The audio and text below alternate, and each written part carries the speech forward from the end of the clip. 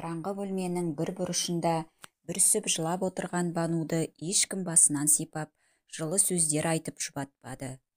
Даңғарадай іші жиһазға толы керемет үйді жылу жүйесі жылытып тұрғанмен Банудың жанын жылытатын ешкімі жоқ. Кезінде шат күлкі кетпеген бұл бөлмелер үнсіздікке толы. Осыдан 2 ай бұрын Банудың әке-шешесі көрші ауылдағы ағайынның тойына барған еді. Жолда көлік апатына ұшырап, екеуі бірдей көз жұмды. Бану бұл отбасының жалғыз қызы еді. Енді отбасының жалғыз мүшесі болды. Қайғылы қазадан кейін 2 ай өтсе де Банудың көзі құрғамады. Тым болмаса жақын тартып араласатын туыстары да жоқ. Бану биыл 11-ші сыныпты бітіреді. Өзі ай десе аузы, күн десе көзі, талшыбықтай, қасы көзі қиылған қазақтың қара домалақ сұлу қызы. Мектепте жігіттер қызға, қыздар қызғана қарайды. Қолынан өнер тамған, киім пішу, тоқыма тоқуды анасынан меңгерген. Анасы екеуі тіккен киімдерін тіпті таласып сатып алып жататын еді ауылдастары. Өлінің артынан өлмек жоқ, емес пе? Келесі күні таңертең Бану өз-өзіне келіп, болашаққа жоспары жайлы ойланды. Көрші ауылда ағайын туыстары қызды жалғыз қалдырмай өз үйіне тұруға шақырды. Бану келсе кетті. Үйін құлыптап, сатылады деген тақташа ілді. Керек жарағын алған ол бірден автобусқа қарай тартты. Әкесінің ағайынды інісі Мұрат аға өте ақкөңіл кісі екен. Банудың халін сұрап, жұбатып, жақын тартып жатыр. Ал жеңгесі Сая, іші тар, қызғаншақ адам екені бірден білініп тұр. Банудың сәлемін алмастан, ала көзбен бір атып, жақтырмаған даусымен шайға шақырды. Мұрат пен Саяның 2 баласы бар. Үлкені 5-ші сыныпта, кішісі 2-ші сыныпта оқиды. Бану жеңгесінің мінезінен сескеніп, өзі қысылып сасып қалды. Бірақ Мұрат ағаның жылы шырайын көріп, жаны қайта жай тапқандай болды. Осылай күндер өтіп жатты. Жаңа мектепке орнығып, достарына да үйренсе бастаған Бану, кішкене болса да қайғы мұңынан ажырағандай болды. Күнделікті үйдің жұмысын Сая Банудың мойнына артып қойды. Сабақтан келе сала, Бану осы үйдің отымен кіріп, күлімен шығатын болды. Саяның балаларының кірін жуып, сабақтарына көмектесті. Осының кесірінен сабақ үлгерімі де нашарлап кеткен. Кешке дейін жұмыстан қолы босамайды. Кешкісін шам жақса, ақша кетеді деп Сая айғай салады. Бір үйдің еркесі Бануды жеңгесінің мұндай қылықтары қатты қиналдырды. Бірақ Мұраттың көңілін түсірмеуге тырысқан Бану бәріне көнді. Құдай оңдап, үйі де жақсы бағаға сатылды. Осы ақшамен оқу орнына түсем деген үміт Бануды жетелеп жүрді. Банудың санасында болашаққа деген үміт оты жанды. Үйдің ақшасының біразын Мұрат ағаның балаларына киім-кешек, ойыншық алып беріп, қалғанын чемоданына салып тығып қойды. Түн жарымда Саяның айқайы естілді. Ұры түсті, ұстаңдар деген дауысты естіген Бану жүгіріп шықты. Сая жерде Банудың чемоданын ұстап отыр екен. Банудың бар арманы, үмітінің соңғы жібі үзілгендей болып жерге отыра кетті. Көзінен тамған жастары бірінен соң бірі үзіліп жатты. Ешқандай ұры келмегені айдан анық еді. Саяның қулығы тағы да жүзеге асып кетті. Әттең қолмен ұстамаған соң, оны айыптауға ешқандай дәлелі жоқтығын, ешқандай дәрмені жоқтығын сезінді. Сиырының ақшасы, үйінің ақшасы, арманы, үміті, сенімі бәрі көкке ұшты. Тек 1 апта өтпей жатып, Саяның кредитке деп алған қымбат жиһаздары, кредитке деп алған қымбат тон, қымбат етігі осының дәлелі еді. Мектеп біткен соң, Бану ойланбастан қаладағы Сара деген бұрын бірге оқыған құрбысына қоңырау шалды. Қалаға жақын күндері баратынын ескертті. Сара да құрбысының келуін күтіп жүрген еді. Қуана-қуана қарсы алатынын айтты. Қала, зуылдап жатқан бітпейтін, таусылмайтын көлік. Автобустан аузы ашылып, Жан-жағына жатырқап түскен Бануды Сара алыстан-ақ таныды. Тек Сараны тану мүмкін емес еді. Шашын сарыға бояп, қысқа белдемшесі желбіреп, биік өкше туфлиін анық-анық басып келе жатқан қызды Бану бірден танымады. Жақындап келгенде ғана көрген ол мойнынан құшақтай алып жылап жіберді. Сара әке-шешесіне көңіл айтып, жолдың жиегінде тұрған көлікке меңзеді. Құрбысының көлік айдағанына тамсанған Бану шын жүрекпен қуанды. Екеуі Сараның пәтеріне келіп, 3-4 сағат сырласты. Бірін-бірі қатты сағынысқан құрбылар шәй ішіп отырып, бір жыласып, бір күлісіп өткенді ой елегінен өткізді. Бану өкінішке орай жоғарғы оқу орнына түсе алмады. Қатты қамықты. Бірақ бір жағынан жұмыс істеп ақша тапсам, кейін оқып алармын деп те ойлады. Сара таныстары арқылы Бануды даяшы етіп жұмысқа орналастырды. Күндер, айлар өтіп жатты. Қаланың жайына үйреніскен Бану жақсы ақша таба бастады. Ақшасын Сараға беріп тұрды. Сараның өзі әнші еді. Түнделетіп мейрамхана, дәмханаларда өлең айтып нәпақасын тауып жүреді. Қалтасында әрқашан ақша жүреді. Жұмыс, үй, жұмыс. Осы екі арада ғана жүретін Бануды Сара бір көңілін сейілтіп, достарымен болатын кешке алып шықпақшы болды. Сараның жүздеген көйлегінің ішінен ең әдемісін кигізіп, бояндырып еді, Бану керемет жайнап шыға келді. Алғашында келіспей қойған оны құрбысы күштеп үйінен шығарды. Сараның достары өзі сияқты ашық жарқын екен. Кезек-кезек ән салып, көңілді отырды. Бану да енді үйренсе бастады. Әшейінде ауыз жаппас Нұрлан бұл жолы бәрін таңғалдырды. Аузына сөз түспей қысылып отырды. Мұның себебін бәрі түсінді-ау деймін, бірден вальс қойды. Нұрлан Бануға жақындап келіп, биге шақырды. Екеуі бұл биді үнсіз биледі.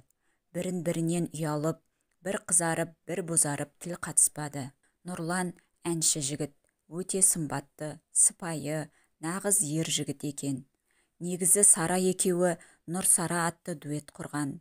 Бірге көптеген тойларда елдің батасын алып, керемет дауыстарымен тамсандырып келеді. Ал Сара сырттай Нұрланға ғашық. Мұны Нұрлан сезеді. Бірақ Сараның қыңыр мінезін онша ұнатпайтын еді.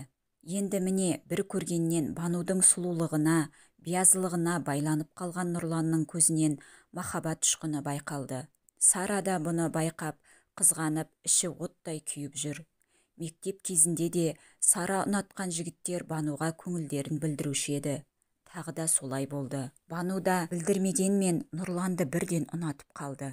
Кеш біткен соң Сара мен Бануды Нұрлан шығарып салды. Сараның Бануға деген көңілі суып кетті.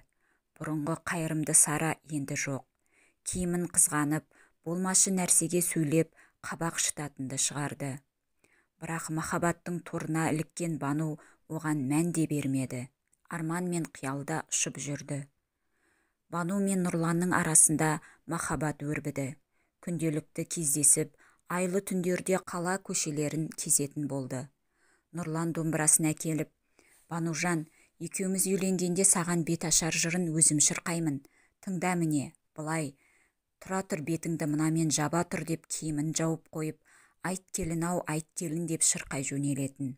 Көшедегілер таңырқап та, тамсанып та қарап өтетін. Бану киімнің астында ішек сілесі қатып күліп отырады. Құшақ-құшақ күлге Бануды қарқ қылды. Екеуі ғашықтар көлінде жүзді. Дүниедегі болып жатқан жағдайларға қарамады. Бейне бір басқа әлемде сияқты. Сара болса Бануды жек көргені соншалықты, тіпті одан құтылудың жолын қарастыра бастаған еді. 8 наурыз еді. Нұрлан Бануды кешкі 8-де орталық паркке шақырды. Өкінішке орай қаланы білмейтін Бану Сарадан көмек сұрады. Осына пайдаланған Сара ойланбастан басқа парктың мекен жайын сызып берді. Әдемі киініп, дайындалып, Бану кездесуге шықты. Саябаққа келген Бану кіреберіс есікте ұзақ күтіп қалды. 1 сағат, 2, 3 сағат өтті. Нұрлан келмеді. Қараңғы түсіп қалған еді. Ал Сара бұл кезде Нұрланға телефон шалып, Банудың басқа жігітпен кетіп қалғанын, оған сатқындық жасағанын айтты.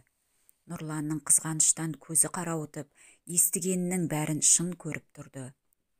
Бану қатты тоңып, көзінен жасы тамшылап подъезге жақындап келе жатты.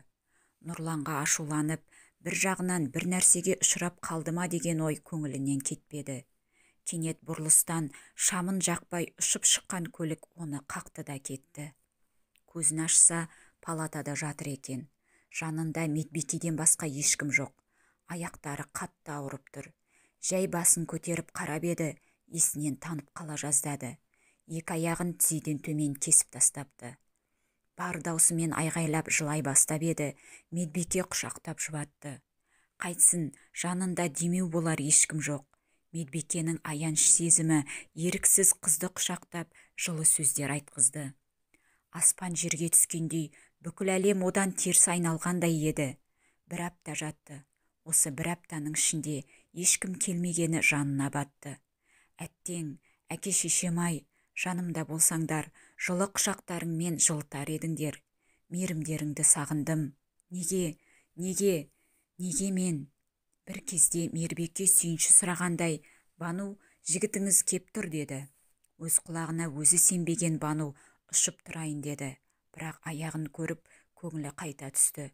Палатаға кірген Нұрлан Банудың жанына ақырын жайғасты. Бану қуанып, қолынан ұстайын деп еді, Нұрлан қолын тарта қойды да, қалайсың деді. Өзің көріп тұрсың ғой деп Бану жылап жіберді. Кешір Бану, мен қоштасуға келдім, деген Нұрланның сөздері жығылғанға жұдырық болды. Кішкене болса да жанына жұбаныш іздеген Банудың жүрегі қақ айрылды. Нұрланның соншалықты қатыгез екені ойы түгел түсіне кірмеген еді. Кешір, ата-анама сау келін керек қой, сен де мені түсінші деді. Бану үн қатпады. Терезеге тесіліп қарап жатты.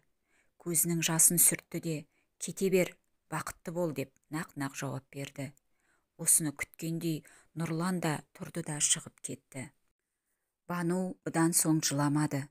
Қайта мұндай сатқыннан дер кезінде құтылғанына тәубе деді. 2 аптадан соң дәрігерлер қыздың жағдайын біліп, мүгедектер арбасын тауып берді. Ауруханадан арбамен шыққан қыз бірден Сараның үйіне тартты. Сара есігін ашты да, ренжіме Бану, мынау киімдерің, менімен бірге тұра алмайсың, саған бір адам қарау керек қой деді кемсітіп. Бану Сарадан осыны күткен еді. Себебі оны Сараның көлігі қаққанын сезген. Киімдерінің арасынан тек керектілерін теріп алайын, көтере алмаспын деп ойлаған Бану, киімдерін ақтарып отырып, анасы екеуі тіккен көйлектерді көріп көңілі босап кетті. Бар ішіндегі жиналған қайғысын көйлекті бетіне басып отырып жылап шығарып алды. Мұны көріп тұрған Сара еш аяушылық танытпады. Қайта Нұрланға қолы жететінін сезініп, қуанып тұрды. Тіккен киімдерін Бану орталық базардың алдына жайып қойды. Мүмкін мүгедек тіккен көйлектерді біреу аяп сатып алатын шығар деп ойлады. Негізі, осы отырысына өзі қатты қынжылды. Киімдеріне мән беріп жатқан ешкім жоқ. Бірақ сұлу қыздың бұл отырысы көбісінің көңілін жабырқатты. Кеште батып қалған. Қалтасындағы азын-аулақ тиынға жақын жерден барып ыстық нан алып келейін деп арбасының дөңгелегін айналдырып кетті. Нанын алып келе жатыр еді, оның киімдеріне бір өте сымбатты, қымбат киінген үлкен келіншек тамсана қарап тұрғанын байқады. Жанына ұшып келіп, апай бірдеңе іздедіңіз бе, ұнады ма деп алғашқы жақындаған адамына қуанып кетті. Бұл дүниелерді кім тікті, кім тоқыды деді. Мынаны мамам, мынаны мен деп мақтаныш сезіммен көрсетіп жатыр еді. Майра сүйсініп, менің салоныма жұмыс істейсің бе деді. Алланың өзі жіберген бір мүмкіндік екенін түсінген Бану қуанып кетті. Салоны керемет екен, іші үлкен. Майраның қоластында 6 қыз жұмыс істейді екен. Тек байлар киінетін салон ау шамасы. Бану бірден тігілген, пішілген киімдерді қызықтап кетті. Майра Бануға таза киім беріп, қызды жөніне келтірді. Бірден жалақысын келісіп алды. Бірақ қазір Бану жалақыны ойлап тұрған жоқ. Қалай базарда түнеймін деген қорқыныштан құтылғанына қуанып отыр.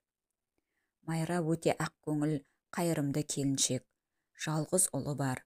Ол шетелде дәрігер болып жұмыс істейді екен.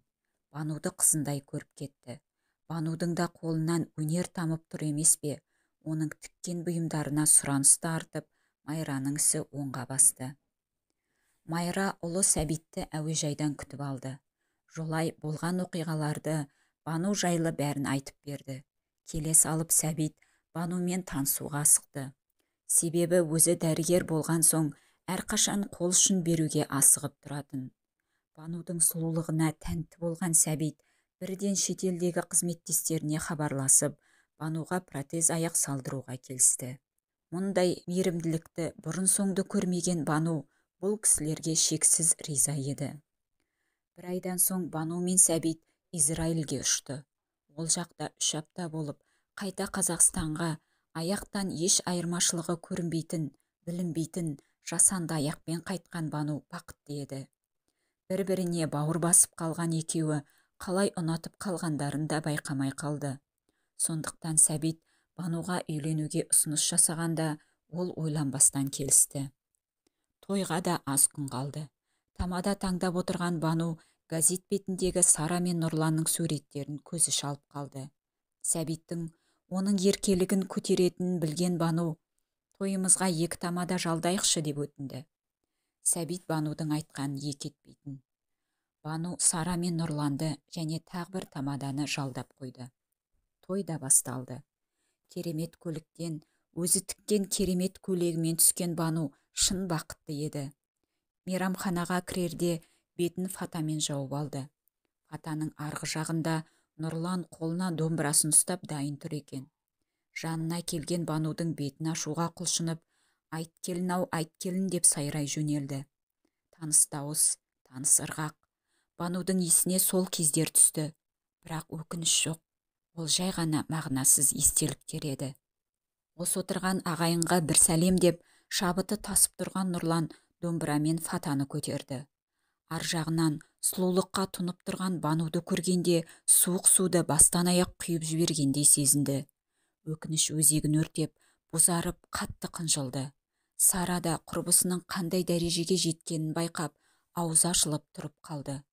Оның қолынан жұлқып ұстаған Нұрлан киініп сыртқа шығып кетті. Ол кезде Сәбит пен Бану бақыт вальсінде айналып жатқан еді. Дүние кезек, бәрі өткінші, тек үмітіңді үзбесең болғаны.